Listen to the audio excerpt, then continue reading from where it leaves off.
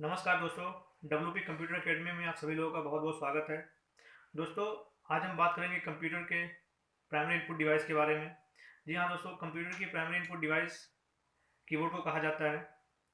जैसा कि आपके सामने कीबोर्ड रखा है, ये इस कीबोर्ड में 104 बटन है और ये कीबोर्ड आपके कंप्यूटर या फिर आपके लैपटॉप या डेस्कटॉप में इस पोर्ट से कनेक्ट होता है, जिसे हम लोग यूएसबी पोर्ट बोलते हैं। आपके लैपटॉप या डेस्कटॉप में यूएसबी पोर्ट से ये कीबोर्ड कनेक्ट होता है। दोस्तों, बेसिकली कीबोर्ड हम लोग यूज़ करते हैं कंप्यूटर में किसी भी तरह का raw data, text based data या इंफॉर्मेशन कंप्यूटर में इनपुट करने के लिए हम लोग कीबोर्ड का यूज़ करते हैं।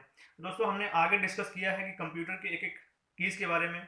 हमने आगे ये भी डिस्कस किया है कि कंप्यूटर के एक एक कीज़ को आइडेंटिफाई करना और उसको पहचानना और उसको किस नाम से बुलाते हैं। तो दोस्तों, हमने ज़्यादा टाइम ना वेस्ट करते हुए चलते हैं अपने कंप्यूटर स्क्रीन पे